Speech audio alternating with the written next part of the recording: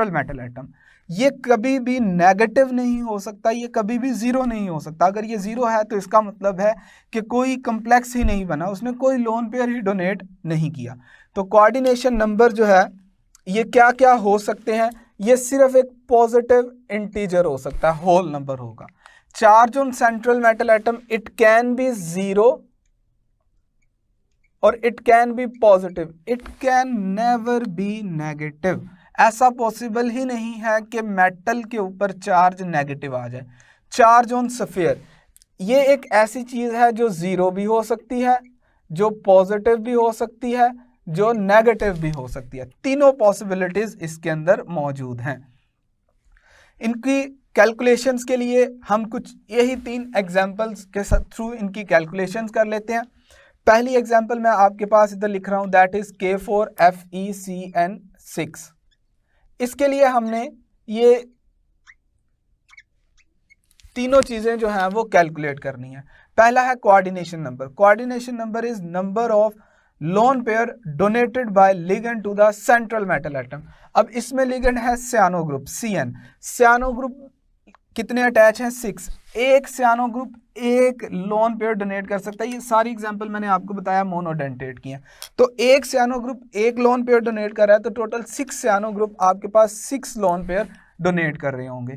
Charge on central metal atom. अब charge लिखने के लिए एक सिंपल सा मैं आपको तरीका बताता हूं। आपने हमेशा कोऑर्डिनेशन स्फीयर के बाहर पहले चार्ज लिख लेना है। कोऑर्डिनेशन स्फीयर के बाहर देखूं तो पोटाशियम है, पोटाशियम पर +1 चार्ज आता है। 4 पोटाशियम है तो इन पर चार्ज आ जाएगा टोटल +4। अब जितना कोऑर्डिनेशन स्फीयर के बाहर चार्ज है, स्फीयर के ऊपर भी उतना ही चार्ज होगा, लेकिन साइन ऑपोजिट होगा। मींस अगर इस पर +4 है तो पूरे स्फीयर पर -4 होगा, उतना ही होगा विद ऑपोजिट साइन। अब सियानो ग्रुप के ऊपर चार्ज आप यहां से देख सकते हैं -1 है। 6 सियानो ग्रुप के ऊपर टोटल चार्ज आ जाएगा -6। अब आपने कोऑर्डिनेशन स्फीयर का चार्ज बैलेंस करना है। आयरन पर क्या चार्ज हो के -4 बच जाए, तो -6 है, तो ये अगर +2 होगा तो -6 +2 कितना बच जाएगा? -4। तो ये आपके पास सारे चार्जेस आ गए।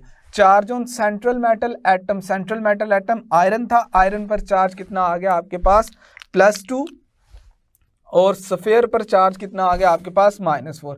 यहाँ पर मैं एक और चीज बताता चलूँ, यही आपसे नंबर्स MCQs में आने, ये MCQ है आपके पास 3, ये समझ लें। एक और चीज आपने जहन में रखनी है, ऐसा कोई रिलेशन नहीं है इन तीनों नंबर्स के दरमियान कि ये तीनों नंबर इक्वल होंगे या तीनों नंबर का सम किसी के इक्वल होगा। ऐसा कोई बिल्कुल भी रिलेशन किसी किस्म का मौजूद नहीं है। नेक्स्ट हम दूसरी एग्जांपल डिस्कस कर लेते हैं। CuNH3 tetra SO4। तो सबसे पहले कोऑर्डिनेशन नंबर कैलकुलेट करते हैं, कितने लोन पेयर डोनेट कर सकता है। अमोनिया मैंने बताया है मोनोडेंटेट लिगेंड है, एक लोन पेयर डोनेट करेगा, तो टोटल 4 अमोनिया है, 4 लोन पेयर डोनेट करेंगे तो कोऑर्डिनेशन नंबर आ जाएगा आपके पास 4। इसी तरह से अब स्फीयर पर और सेंट्रल मेटल एटम पर चार्ज, तो पहले स्फीयर के बाहर चार्ज देखे।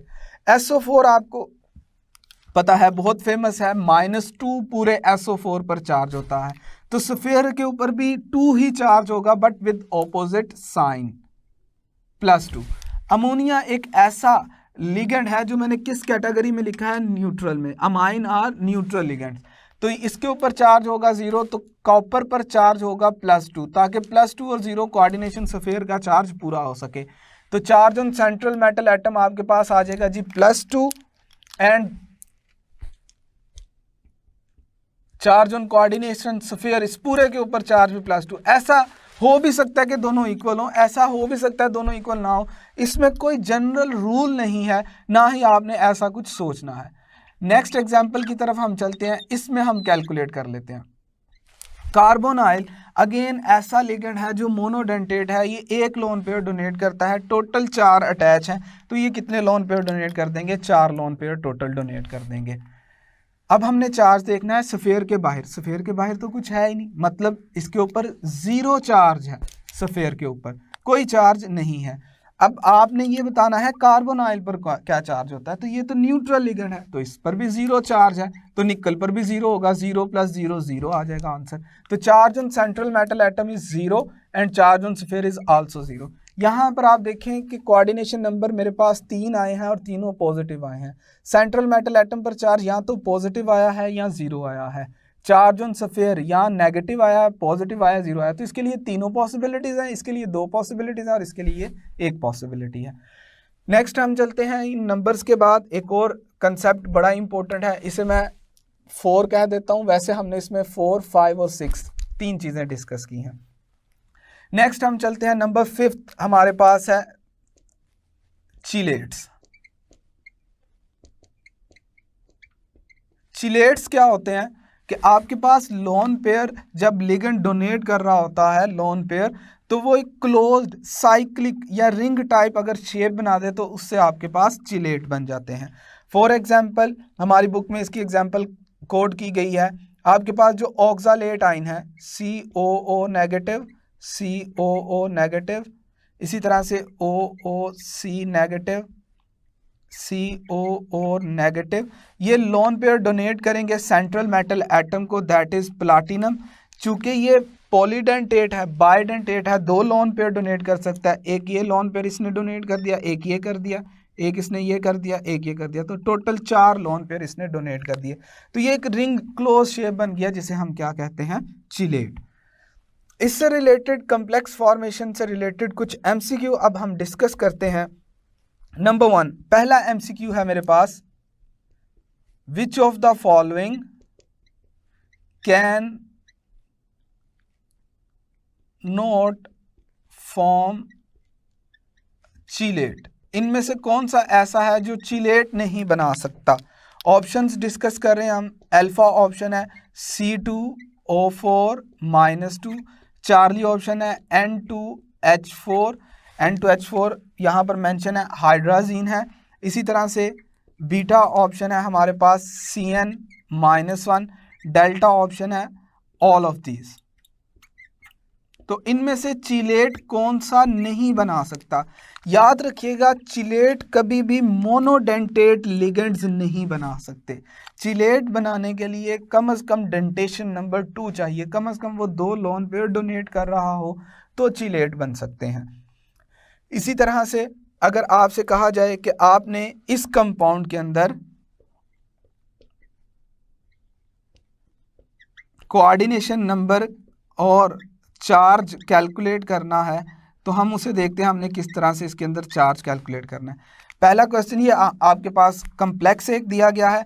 अगर आपसे इसमें पूछ लिया जाए, पहला क्वेश्चन मैं लिख रहा हूँ, इसका डायरेक्ट आंसर लिखूंगा, कोऑर्डिनेशन नंबर आपसे पूछ लिया जाता है। तो कोऑर्डिनेशन नंबर मैंने आपको ऑलरेडी बताया है, number of lone pair donated by ligand to the central metal atom. तो कोऑर्डिनेशन नंबर अमाइन 4 है, 1 लोन पेयर डोनेट करता है, NO2 nitro 1 loan pair donate करता है, क्लोरीन 1 लोन पेयर डोनेट करता है, 1 + 1 एंड +4, टोटल कोऑर्डिनेशन नंबर आपके पास आ जाएगा 6। ये 4 लोन पेयर देगा, 4 अमाइन ग्रुप, ये 1 5, ये 1 6। नेक्स्ट हम इसमें देखते हैं, अगर आपसे कहा जाए in the following complex what is the charge on central metal atom, ये MCQ में डिफरेंट ऑप्शन होंगे आपके पास। इसमें आपने चार्ज कैलकुलेट करना है सेंट्रल मेटल एटम पर, या आपने चार्ज कैलकुलेट करना है ऑन स्फीयर। तो अगेन मैं आपको बताता चलूं, हमने ये तरीका जो अभी पढ़ा है कि आपने सबसे पहले इससे बाहर चार्ज लिखना है, वैसे भी हो जाएगा लेकिन ये तरीका आसान है। इससे बाहर चार्ज है SO4 पर -2, तो इसका मतलब है स्फीयर पर चार्ज कितना होने जा रहा है, +2। तो आपके इस MCQ का आंसर आ गया +2। अब हम इनके चार्ज बैलेंस करते हैं। अमाइन अगेन मैं रेफर करूंगा, न्यूट्रल लिगेंड है, अगर न्यूट्रल लिगेंड है तो इसके ऊपर चार्ज होगा आपके पास 0, NO2 पर -1, क्लोरीन पर भी -1, तो -1 -2 हो गया। प्लाटिनम पर कितना हो कि +2 बच जाए, तो प्लाटिनम पर अगर +4 होगा तो +4 में से -1 हुआ, +3 बच गया, फिर -1 हुआ, +2 बच गया, तो चार्ज आपके पास इसमें कितना आ गया, +2। तो ये आपके पास चार्ज आ गया सेंट्रल मेटल एटम पर। इस तरह से एमसीक्यूज में आपसे इससे पूछा जा सकता है। That's all from formation of complex compounds.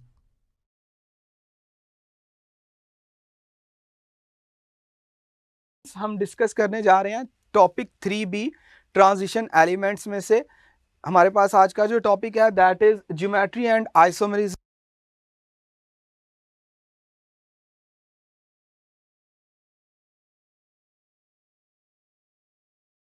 Of complexes with coordination number 4 and 6। ये टॉपिक पहले हमारे सिलेबस में नहीं था, लास्ट ईयर ऐड हुआ है। तो इसके लिए आपने सबसे पहले देखना है ज्योमेट्री ऑफ कॉम्प्लेक्स साइन।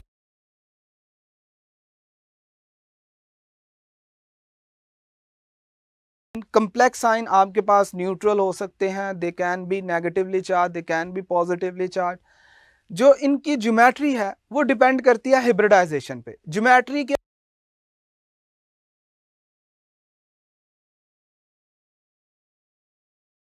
होगी वो हिब्रिडाइजेशन पे डिपेंड करती है।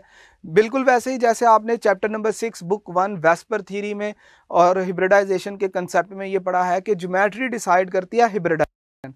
और हिब्रिडाइजेशन किस पर डिपेंड करती है? कॉम्प्लेक्स कंपाउंड में जो हिब्रिडाइजेशन है वो डिपेंड कर रही होती है कोऑर्डिनेशन नंबर पर। अगर आपने ये कोऑर्डिनेशन नंबर कैलकुलेट करने वाला लेक्चर नहीं सुना तो आप वो जाएं और पहले दोबारा सुने। मैंने 3 नंबर्स कैलकुलेट करना आपको सिखाए थे, coordination number, charge on central metal atom and charge on coordination sphere. वो बड़े ज़रूरी हैं, वो जब तक नहीं आएंगे आपको आज का टॉपिक समझ नहीं आएगा। हमारा जो फोकस रहेगा खास तौर पे कोऑर्डिनेशन नंबर 4 और 6, ये आपके सिलेबस में इंक्लूडेड है, हमने इनको मेनली फोकस करना है। इन कोऑर्डिनेशन नंबर के साथ ज्योमेट्री क्या होगी ये मैं लेक्चर में पहले भी डिस्कस कर चुका हूं, आपको रिवाइज करवा दूं एक दफा। CN stands for coordination number. यहां पर आ गई हिब्रिडाइजेशन। अगर कोऑर्डिनेशन नंबर 2 है, means 2 lone pair central metal atom को मिल रहे हैं, तो हिब्रिडाइजेशन sp होगी। आप ये जहन में रखें, जितना कोऑर्डिनेशन नंबर है उतने टोटल ऑर्बिटल चाहिए। कोऑर्डिनेशन नंबर 2 है तो 2 ऑर्बिटल चाहिए, कोऑर्डिनेशन नंबर 3 है तो 3 ऑर्बिटल चाहिए, कोऑर्डिनेशन नंबर 4 है तो 4 ऑर्बिटल चाहिए। 4 पे 2 पॉसिबिलिटीज हैं, sp3 और dsp2। कोऑर्डिनेशन नंबर 5 है तो dsp3 और कोऑर्डिनेशन नंबर 6 है तो d2sp3 हिब्रिडाइजेशन होगी। हमारा फोकस रहेगा कोऑर्डिनेशन नंबर 4 और 6 पे। ये इनकी हिब्रिडाइजेशन है रिस्पेक्टिवली। अब इन हिब्रिडाइजेशन के अगेंस्ट कौन सी ज्योमेट्री बनती है? sp पे लीनियर, sp2 पे trigonal planar, sp3 tetrahedral, dsp2 square planar, dsp3 trigonal bipyramidal and d2sp3 octahedral. इसमें याद रहे मैं 3 हिब्रिडाइजेशन को सर्कल कर रहा हूं, sp, sp2 और dsp2। ये 3 हिब्रिडाइजेशन पर मॉलिक्यूल्स प्लेनर होते हैं, आयंस प्लेनर होंगे, ये भी आपने याद रखना है। नेक्स्ट आपको नजर आ रहा है इनमें एंगल, sp पे 180, sp2 पे 120, टेट्राहेड्रल पे 109.5। इसी तरह से dsp2 स्क्वायर प्लेनर पे 90 भी होते हैं, 180 के भी एंगल्स होते हैं। ट्राइगोनल पैरामिडल में 90, 180, 120 तीनों एंगल्स मिलते हैं। ऑक्टाहेड्रल में 90 और 180 का होता है। स्क्वायर प्लेनर ज्योमेट्री जो हमने डिस्कस करनी है वो कॉपर आयन और निकल आयन की दी गई है, जबकि टेट्राहेड्रल विद कोऑर्डिनेशन नंबर 4 वो मैंगनीज के लिए दी गई है। इसी तरह से नेक्स्ट आपके पास ऑक्टाहेड्रल में एंगल आ गया। तो 4 कोऑर्डिनेशन नंबर पे 2 डिफरेंट हिब्रिडाइजेशन हमने पढ़नी है। नेक्स्ट चलते हैं जी, देखते हैं। पहले आपको ये पता होना चाहिए ज्योमेट्रिकल आइसोमरिज्म है क्या। कोऑर्डिनेशन नंबर जब 4 हो या उसके अलावा आपके पास आइसोमर्स क्या होते हैं, सेम फॉर्मूला के साथ डिफरेंट स्ट्रक्चर जब बनते हैं तो वो आइसोमरिज्म है। अब इनमें कॉम्प्लेक्सेस में 2 तरह की आइसोमरिज्म है। एक है स्ट्रक्चरल आइसोमरिज्म जिसमें सेम एटम्स होते हैं, डिफरेंट बॉन्ड्स होते हैं, ठीक है जी। जैसे आपके पास NO है, ये बाज़-औक़ात नाइट्रोजन के लोन पेयर की वजह से भी सेंट्रल मेटल से अटैच हो सकता है और ऑक्सीजन से भी हो सकता है। खैर लिंकेज इसमें 2 डिफरेंट है। ये आइसोमेरिज्म हमारी बुक में डिस्कस नहीं, हमारे सिलेबस में नहीं है। हमने डिस्कस करनी है जो टाइप वो स्टीरियो आइसोमेरिज्म में आती है। अब स्टीरियो आइसोमेरिज्म में 2 तरह की आइसोमेरिज्म है, एक ऑप्टिकल आइसोमेरिज्म, एक geometrical isomerism. This is your main focus geometrical isomerism का। Optical isomerism again not included in our syllabus. Geometrical isomerism को डिफाइन कैसे करते हैं? बिल्कुल वैसे ही जैसे आपने चैप्टर 7 बुक 2 के अंदर ज्योमेट्रिकल आइसोमेरिज्म को डिफाइन किया है कि आपके पास स्पेस के अंदर उनकी ओरिएंटेशंस डिफरेंट होती हैं, नथिंग एल्स। ऑप्टिकल आइसोमेरिज्म में डिफरेंट मिरर के सामने एक ही कंपाउंड के डिफरेंट इमेजेस बनते हैं, डिफरेंट मिरर इमेजेस बनते हैं। खैर, हमारा फोकस रहेगा ज्योमेट्रिकल आइसोमेरिज्म पर और उसमें कोऑर्डिनेशन नंबर 4 और 6 वाले पर। Stereo isomerism, compound with same composition and same molecular formula but differ only in relative position of atoms in the space। ये है सिस ट्रांस आइसोमेरिज्म या आपके पास स्टीरियो आइसोमेरिज्म। कंपाउंड का मॉलिक्यूलर फार्मूला सेम होगा, सिर्फ पोजीशन का डिफरेंट होगा। अब इसमें आपके पास दो तरह के आइसोमेरिज्म है, जैसे पहले बताया ज्योमेट्रिकल और ऑप्टिकल। हमने डिस्कस कौन सी करनी है? ज्योमेट्रिकल। ऑप्टिकल हमारे सिलेबस में नहीं है, ठीक है जी। तो चलते हैं, हम इसको स्टार्ट करते हैं। देखिए बेटा, कोऑर्डिनेशन नंबर 4 के साथ मैंने आपको थोड़ी देर पहले एक टेबल दिखाया है जिसमें मैंने बताया दो तरह की हिब्रिडाइजेशन पॉसिबल है, एक टेट्राहेड्रल, एक स्क्वायर प्लेनर। टेट्राहेड्रल के अंदर ज्योमेट्रिकल आइसोमेरिज्म नहीं है। ज्योमेट्रिकल आइसोमेरिज्म सिर्फ किसके अंदर है? स्क्वायर प्लेनर के अंदर। जैसे आपके पास ये कोई हाइपोथेटिकल कॉम्प्लेक्स बनाया गया है M, जिसके साथ ABCD 4 लिगेंड अटैच हैं। हम सपोज कर रहे हैं चारों मोनोडेंटेट है, एक एक लोन पेयर डोनेट कर रहे हैं, इनमें एंगल है 1 और 9.5 का। ये ज्योमेट्रिकल आइसोमेरिज्म शो नहीं करता, ये ज्योमेट्रिकल आइसोमेरिज्म में नहीं आएगा। इसे आप एक साइड पर करते हैं। तो ज्योमेट्रिकल आइसोमेरिज्म में नंबर 1 कोऑर्डिनेशन नंबर कम से कम 4 होना चाहिए। 4 कोऑर्डिनेशन नंबर के साथ साथ उसमें DsP2 हिब्रिडाइजेशन होनी चाहिए। और DsP2 हिब्रिडाइजेशन के बाद एक और पॉइंट मैं आपको बता दूं, यहां पर मैं लिख रहा हूं, एक आपके पास DsP2 हिब्रिडाइजेशन होनी चाहिए विद कोऑर्डिनेशन नंबर 4। फिर 2 कम से कम डिफरेंट लिगेंड होने चाहिए, 2 डिफरेंट लिगेंड। लिगेंड्स जो है वो अगर सारे एक जैसे हैं, अगेन आप ज्योमेट्रिकल आइसोमेरिज्म स्टडी नहीं कर सकते। 4 कोऑर्डिनेशन नंबर में सिर्फ DsP2, और DsP2 में भी कब? जब 2 डिफरेंट लिगेंड हो और ये 2 डिफरेंट लिगेंड में एक स्पेसिफिक पैटर्न में हो। मींस अगर ये लिगेंड 2:2 में है तभी आप ये स्टडी कर सकते हैं। एक लिगेंड की तादाद 3 है, एक की 1 है, आप स्टडी नहीं कर सकते। मसलन अभी मैं आपको मजीद एग्जांपल देता हूं। जैसे आपको लेट्स से A और B डिफरेंट लिगेंड्स हैं, ठीक है। अगर A 2 है, B 2 है, तो ही आप ज्योमेट्रिकल आइसोमेरिज्म स्टडी कर सकते हैं। मसलन 2 हाइड्रोक्सिल आयन है, 2 वाटर मॉलिक्यूल्स है। अगर A 1 है और B 3 है, तब भी ज्योमेट्रिकल आइसोमेरिज्म आप स्टडी नहीं कर सकते, नहीं होगी। ऐसा क्यों है? ऐसा इस वजह से है, आप M4 ML4 ये एक लिगेंड है जिसमें L स्टैंड्स फॉर लिगेंड। ऐसा क्यों है? इसके लिए आपको पहले ये स्टडी करना पड़ेगा कि सिस कब कहते हैं और ट्रांस कब कहते हैं।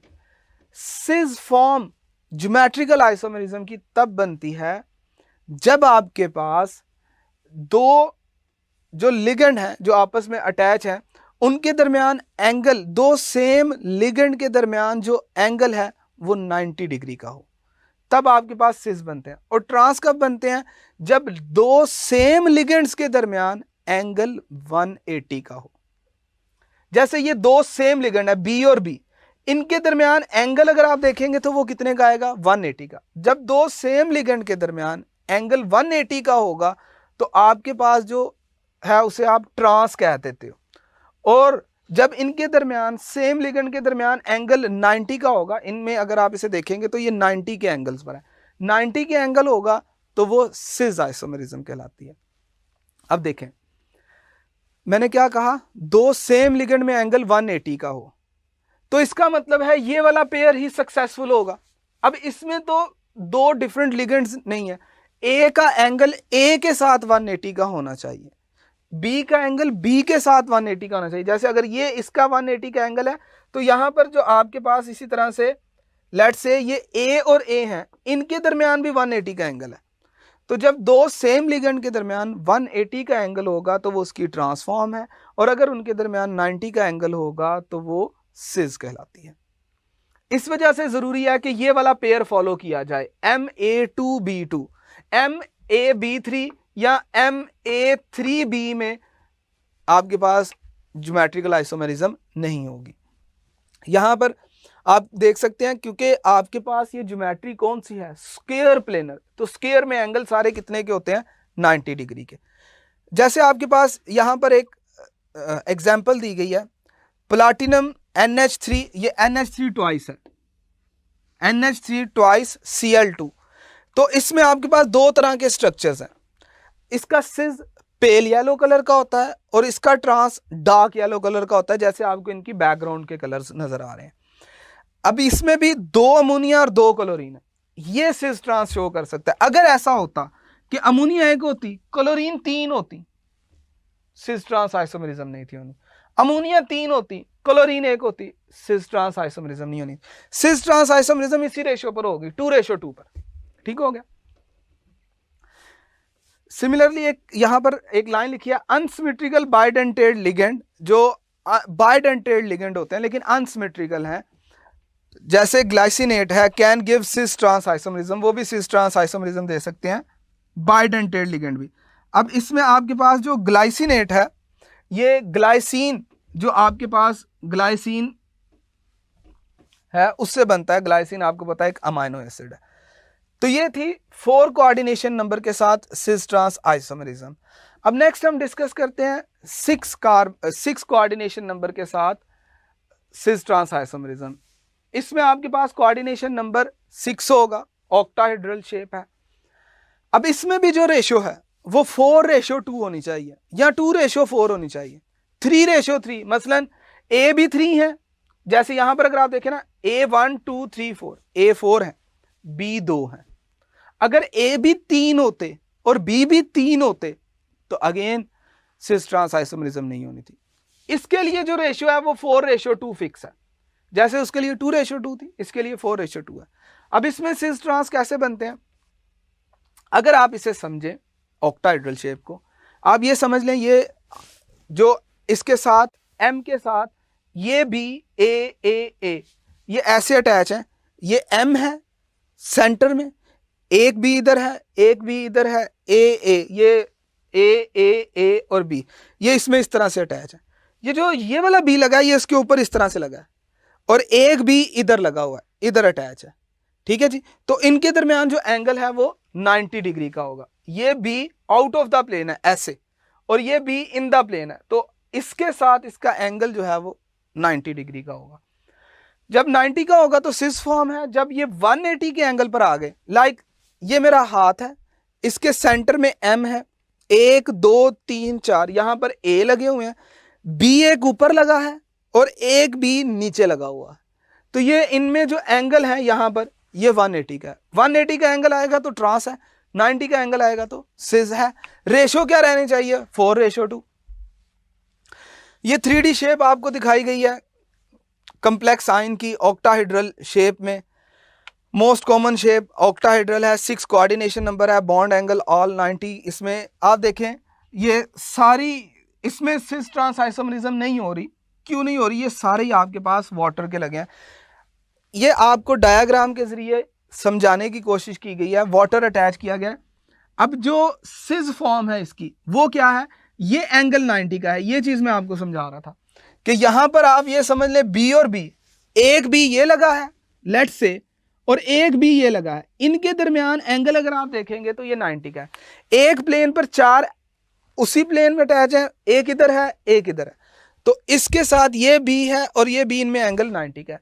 अगर इस B के साथ दूसरा B इधर आ जाए तो इनके दरमियान ये जो एंगल आएगा यहां पर वो आपके पास कितने का आ जाएगा, यहां पर जो एंगल आ जाएगा वो 180 का आ जाएगा। ठीक है जी। तो 180 पर वो क्या बन जाएंगे, ट्रांस, और 90 के एंगल पर वो क्या बन जाएंगे, सिज। और इसमें भी रेशियो 4:2 रहनी है। कुछ इसके एमसीक्यूज डिस्कस करते हैं जी। Geometry and isomerism of coordination complex के एमसीक्यूज देख लेते हैं। सबसे पहला MCQ, here A and B are the monodentate ligand, A और B मोनोडेंटेड लिगेंड है। ठीक है। Which of the following will show geometrical isomerism, वही चीज क्या MA4 शो करेगा? कम से कम 2 डिफरेंट लिगेंड होने चाहिए। MA4 या MB4 नहीं शो कर सकते। A3B शो करेगा, 3:1 पे नहीं शो करेगा, 1:3 पे नहीं शो करेगा, 2:2 यस, ये सिस ट्रांस आइसोमरिज्म शो करेगा सिर्फ। और ऑक्टाहेड्रल में मैंने आपको क्या बताई है, 4:2।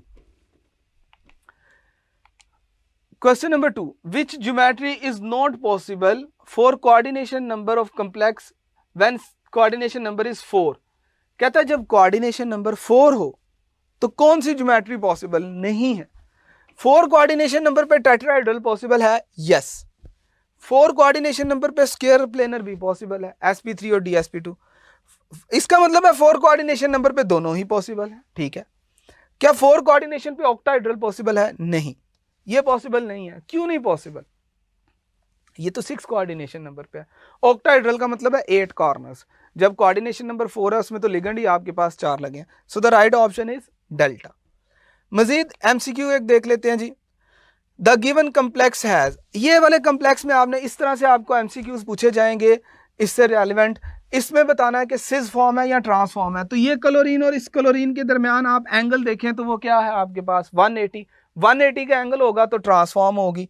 अगर ये इसमें से किसी अमोनिया को Cl से रिप्लेस कर दिया जाए तो वो सिस फॉर्म बन जाएगी। विच ज्योमेट्रिकल शेप में have an angle of 120।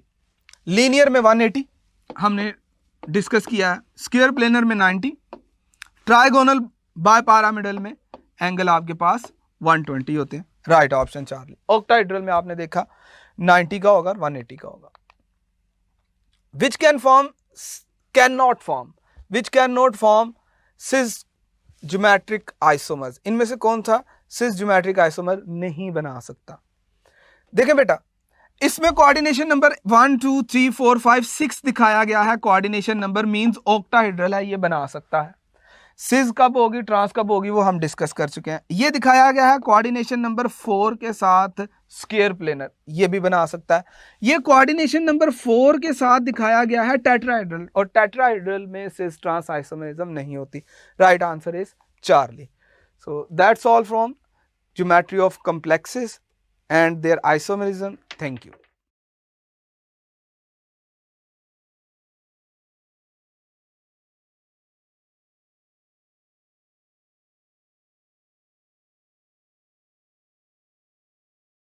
Nomenclature and geometry of complex compounds.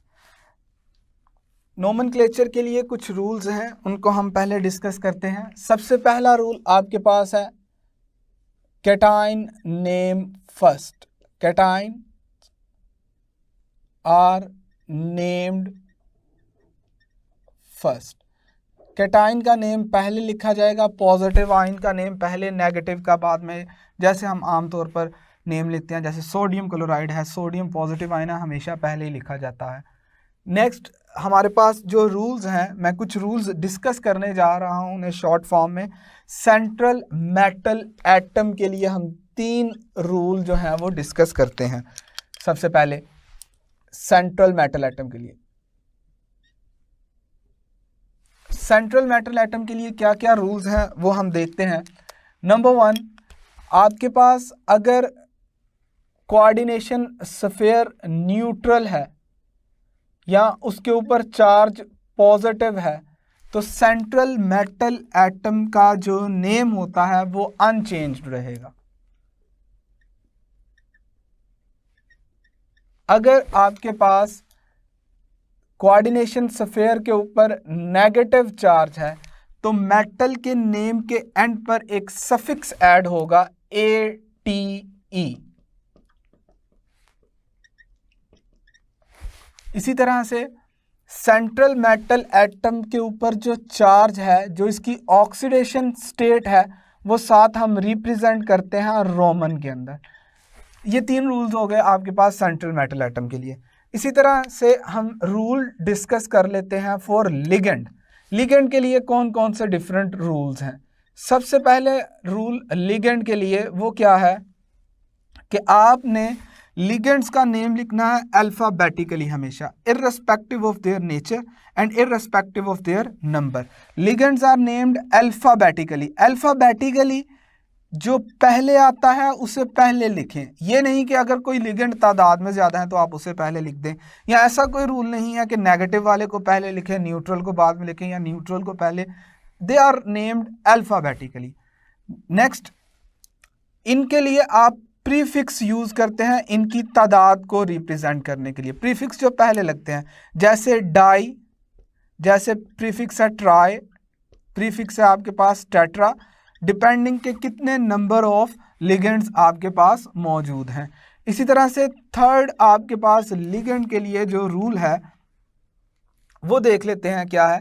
जो आपके पास न्यूट्रल लिगेंड है उनका नेम अनचेंज आता है। नेगेटिव लिगेंड के नेम के लिए आप एंड पर सफिक्स लगा देते हैं ओ, जो हमने प्रीवियस लेक्चर में भी डिस्कस किया था, जैसे हाइड्रोक्सो, जैसे सियानो। न्यूट्रल लिगेंड का नाम जो है वो अनचेंज रहता है। ये आपके पास रूल हैं फॉर लिगेंड। इन रूल को मज़ीद समझने के लिए हम कुछ एग्जांपल्स कंसीडर कर रहे हैं यहाँ पर, उनके हम नेम लिखते हैं। फॉर एग्जांपल हमारे पास है K4FeCN6। अगर हम इसमें देखें तो इसमें कोऑर्डिनेशन स्फीयर के ऊपर जो चार्ज है ये +4 होता है, ये -4 है, तो -4 चार्ज है। इसका मतलब है कि आपने मेटल के नेम के एंड पर कुछ ATE लगाना होगा। कैटाइन का नेम पहले लिखना है, तो कैटाइन आपके पास सिंपल है potassium, you can write it first, potassium. हमारे पास सियानो ग्रुप इसमें पाया जाता है, सियानो ग्रुप है 6, तो इनकी तादाद को रिप्रेजेंट करने के लिए हेक्सा, नेम के एंड पर ओ लग जाएगा, पोटाशियम हेक्सा सियानो। आयरन है फेरम इसे बोलते हैं, तो ये हो जाएगा फेरेट, ATE लगा है, ठीक है जी। इसमें अगर हम देखें चार्ज क्या है सेंट्रल मेटल एटम पर, तो इसके ऊपर -6 चार्ज होता है, तो इसके ऊपर चार्ज कितना आ जाएगा +2। तो इसका आपने ऑक्सीडेशन स्टेट रोमन में रिप्रेजेंट करनी है, पोटाशियम हेक्सा सियानो फेरेट 2। तो ये इसका नेम कंप्लीट हो गया। इसी तरह से एक और नेम लिख लेते हैं हम,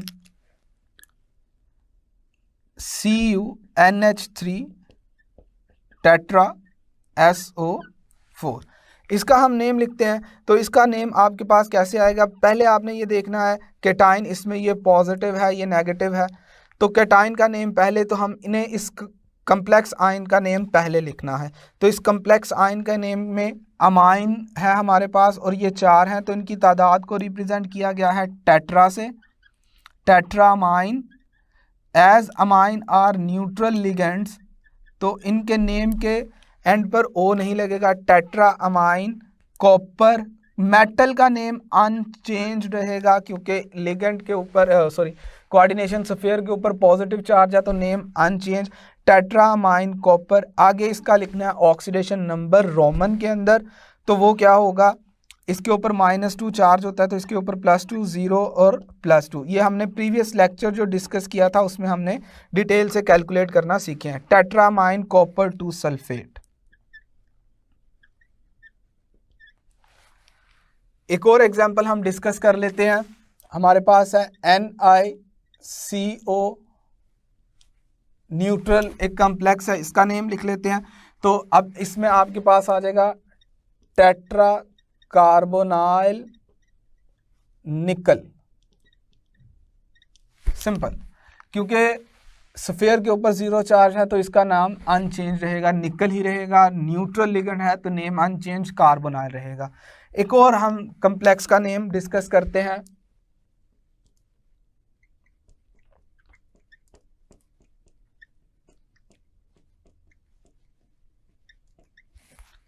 इसका हम नेम क्या लिखेंगे। तो इसमें ये नेगेटिव आयन है, ये आपके पास पॉजिटिव आयन है, इस पर -2 चार्ज, इसके ऊपर +2, इसके ऊपर 0, इसके ऊपर -1, तो इसके ऊपर +4 चार्ज होता है। हमने प्रीवियस लेक्चर में ये कैलकुलेट किया है। अब आपके पास इसमें 3 तरह के लिगेंड हैं। कैटाइन का नेम आपने पहले लिखना है, इस पॉजिटिव आयन पूरे कम्प्लेक्स को हमने पहले लिखना है। 3 तरह के लिगेंड है, अमाइन, नाइट्रो, क्लोरो। आपने इनके नेम लिखने हैं अल्फाबेटिकली। अल्फाबेटिकली आपके पास पहले कौन सा आएगा, अमाइन, टेट्रामाइन। अच्छा, प्रीफिक्स लगाने से उसका नेम चेंज नहीं होगा, आप टी को नहीं कंसीडर करेंगे, आप उसके ए को ही कंसीडर करेंगे। टेट्रा अमाइन, इसके बाद है क्लोरो और नाइट्रो, सी एंड एन।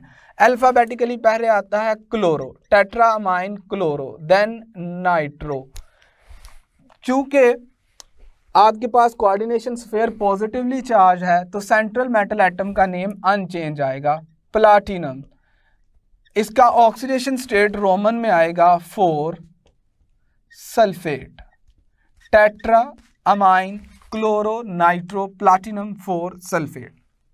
यहाँ पर मैं एक बहुत अहम पॉइंट आपके साथ डिस्कस करने जा रहा हूँ, जिसमें आमतौर पर हम उसे बुक रीडिंग में स्किप कर देते हैं। डियर स्टूडेंट्स, ये हमने कंपाउंड को देखकर नाम लिखा है। अगर आपको एक नाम दिया हो, उस नाम को देखते हुए आपने कंपाउंड बनाना है तो क्या तरीकाकार होता है।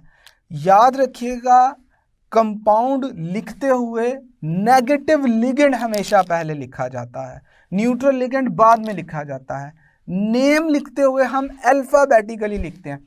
अगर आप इसी एग्जाम्पल को देख लें तो इसमें अमाइन एंड पर लिखा हुआ है, क्लोरीन पहले लिखा हुआ है, नेगेटिव लिगेंड पहले लिखे जाते हैं। अगर नेगेटिव लिगेंड भी 2 आ गए आपके पास तो उन 2 नेगेटिव लिगेंड में पहले वो लिखा जाएगा जो अल्फाबेटिकली पहले आता है।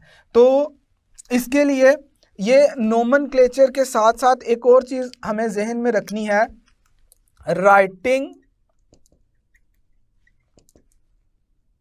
Formula from IUPAC name. IUPAC name से जब आप फार्मूला लिख रहे होंगे तब आप क्या चीज करेंगे, तब आप ये करेंगे कि कोऑर्डिनेशन स्फीयर को पहले लिखेंगे, कोऑर्डिनेशन स्फीयर कैटायन को पहले लिखेंगे। कोऑर्डिनेशन स्फीयर में लिखते हुए आप सेंट्रल मेटल एटम को लिखेंगे, then you will write negative ligand, then you will write neutral ligand and the thing goes on like this.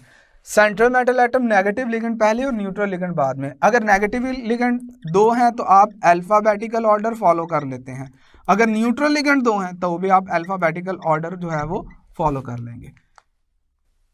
Next अब हम डिस्कस करते हैं इनकी ज्योमेट्री, कम्प्लेक्सेस की। कम्प्लेक्सेस की ज्योमेट्री के लिए जो सबसे इंपॉर्टेंट चीज़ है वो है इनका कोऑर्डिनेशन नंबर। आपको कोऑर्डिनेशन नंबर पता होना चाहिए, उसके बगैर आप ज्योमेट्री को डिटरमिन नहीं कर सकते। यहाँ पर हम देख लेते हैं इनकी उस कोऑर्डिनेशन नंबर पर क्या हिब्रिडाइजेशन होगी। यहाँ पर हम डिस्कस कर लेंगे इनकी जो भी ज्योमेट्री बनती है और लास्ट पर हम इनकी लिख लेते हैं एग्जाम्पल्स।